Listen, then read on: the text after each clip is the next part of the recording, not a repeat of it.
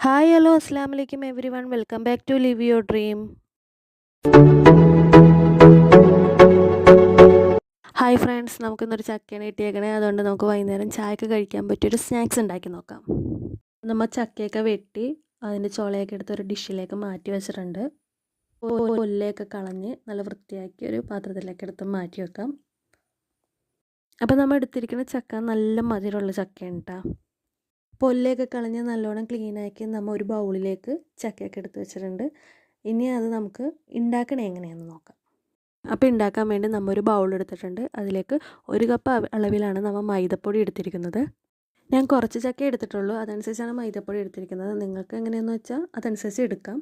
അതുപോലെ തന്നെ നല്ല മധുരമുള്ള ചക്ക കാരണം 1 ടേബിൾ സ്പൂണാണ് ഞാൻ പഞ്ചസാര ഇടുന്നത്.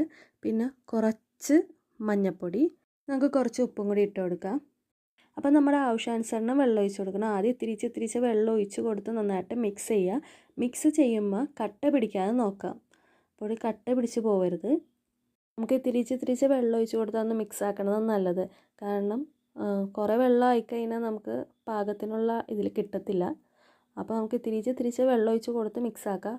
കട്ട പിടിച്ച് പോകാതെ നോക്കണം. നമുക്ക് നന്നായിട്ട് കുറുകി കിട്ടിയിട്ടുണ്ട്. കട്ടയില്ലാതെ നന്നായിട്ട് ഉടച്ചെടുത്തിട്ടുണ്ട്. അതുപോലെ തന്നെ നമുക്ക് തിക്നെസ്സിൽ കിട്ടിയിട്ടുണ്ട്.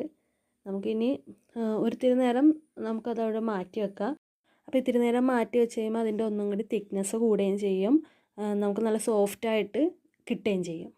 അപ്പോൾ അരമണിക്കൂർ കഴിഞ്ഞു. അരമണിക്കൂറോളം നമ്മൾ അത് റെസ്റ്റ് ചെയ്യാൻ വെച്ചു. ഇനി നമുക്ക് അടപ്പത്തൊരു പാൻ വെച്ച് നമുക്ക് തീ കത്തിച്ച് പാൻ നന്നായി ചൂടായി വരുമ്പോൾ അതിലേക്ക് നമുക്ക് കുറച്ച് വെളിച്ചെണ്ണ ഒഴിച്ച് കൊടുക്കാം. അപ്പോൾ വെളിച്ചെണ്ണ ഒഴിച്ച് നന്നായിട്ട് കാഞ്ഞ് വന്ന ശേഷം നമ്മുടെ ചക്ക മിക്സിയിൽ മുക്കിയിട്ട് നമുക്ക് ഇട്ട് കൊടുക്കാം. പിന്നെ ഒരു കാര്യം, നമ്മൾ അതിൻ്റെ കുരു ഒന്നും കളയണില്ല.